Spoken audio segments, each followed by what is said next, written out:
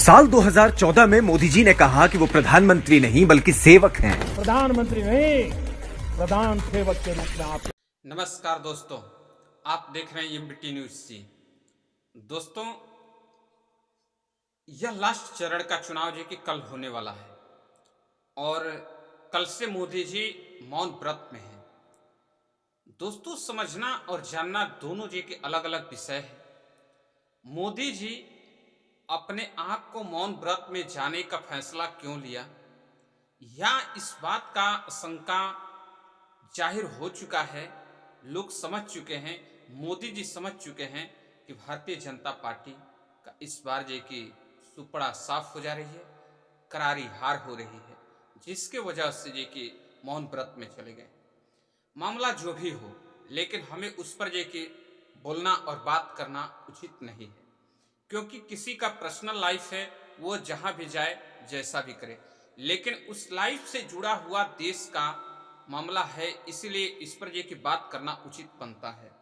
राहुल गांधी को डिबेट के लिए जे कि अगर कहा जाता, तो अगर राहुल गांधी भगते तो उनके पीछे मीडिया जे कि भगते, लेकिन नरेंद्र मोदी 70 से ज़्यादा इंटरव्यू किए और देश में धुआंधार जे कि प्रचार प्रसार किए, और अंत में इतना प्रचार प्रसार किए, इतना प्रचार प्रसार किए कि उन्हें मौन व्रत में जाना पड़ा।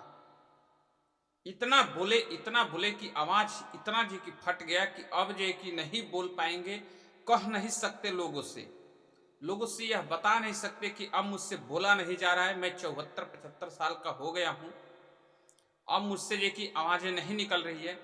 अब इसका सीधा जे कि उल्टा फैसला लेते हुए डायरेक्ट मौन व्रत में चले गए कि ना बोलूंगा और ना ही जे कि कोई बात रहेगी।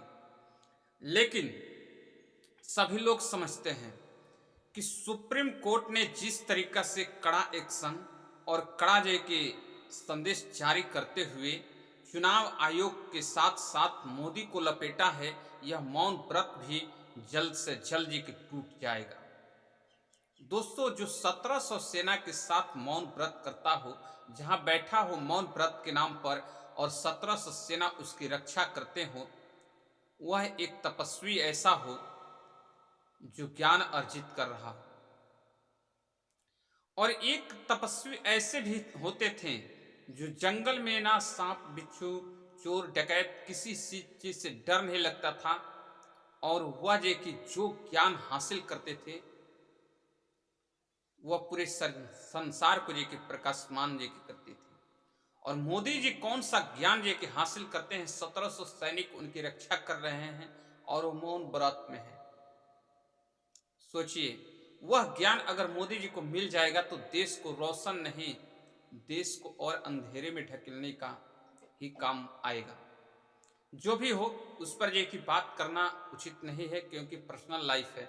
लेकिन मैं बात करना चाहता हूं कि चुनाव आयोग जिस दिन गणना करेगी, क्या राजीव कुमार को सुप्रीम कोर्ट ने ऐसा जो है कि संदेश जारी किया है जिसके लपेटे में मोदी जी भी आ गए हैं, क्योंकि मोदी जी को बार बार ये कि बताया जा रहा है कि चुनाव हारने के बावजूद भी वह कुर्सी छोड़ना नहीं चाहते हैं।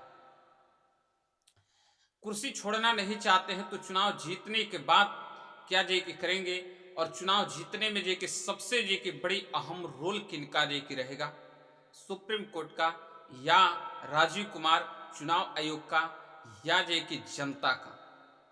दोस्तों, चुनाव आयोग दोनों तरह से जे कि फंस चुका है, चुनाव आयोग दोनों तरह से जे कि फंस चुका है। दोस्तों, सुप्रीम कोर्ट ने आदेश जारी किया है कि कोई भी प्रत्याशी अगर जे कि हार जाता है और हारने के बाद उसे शंका होती है कि मैं जे कि हराया गया हूं, मैं साजिश की तरह जे कि हारा हूं, तो 7 दिन के अंदर कभी भी रिकाउंटिंग करवा सकता है।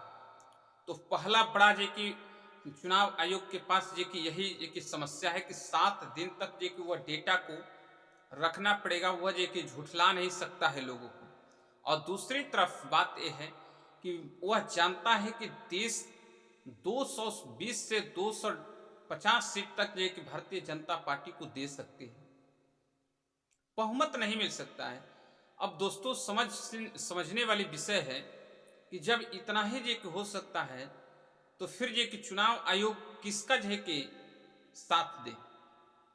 अगर चुनाव आयोग कांग्रेस को साथ देता है, राहुल गांधी को साथ देता है, इंडिया गठबंधन को साथ देता है, तो मोदी जी ने जे कि चुनाव आयोग को नियुक्त कर रहे हैं, इस टाइम सब कुछ कर रहे हैं, तो क्या मोदी जी छोड़ देंगे चुनाव आयोग को?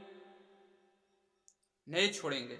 अगर नहीं छोड़ेंगे तो फिर ये कि सुप्रीम कोर्ट उधर से जो एक्शन लिया है, क्या उसके तहत सुप्रीम कोर्ट चुनाव आयोग को बकस देगा, छोड़ देगा? वह नहीं छोड़ेगा। ऐसी स्थिति में जे कि आके चुनाव आयोग जे कि फंस चुका हुआ है। अगर जे कि भारतीय जनता पार्टी को साथ देता है चुनाव आयोग, तो फिर कांग्रेस जे कि याचिका पर याचिका लगा करके और 7 दिन का टाइम लेकर के क्या चुनाव आयोग असमंजस और जाल में जे कि नहीं फंसा? तो इस बार जे कि राजीव कुमार को जे कि जो झटका लगा है वह सबसे बड़ी झटका है और सबसे बड़ा जे कि दिक्कत परेशानी का सामना जे कि करना पड़ेगा उनको। दोस्तों, मेरा ख्वाहिश ये नहीं है कि चैनल पर अधिक से अधिक लोग आएं और इस बात को अधिक से अधिक जे कि समझें। मेरा ख्वाहिश ये है कि यह बात सही लोगों के पास तक पहुंचे और सही लोग इसको समझें। जब सही लोग समझेंगे तो अपने आप इस खबर को विस्तृत होने में देर नहीं लगी,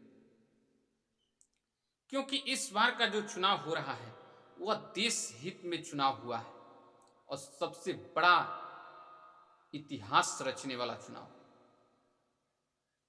दोस्तों, हमारे वीडियो पर बने रहें।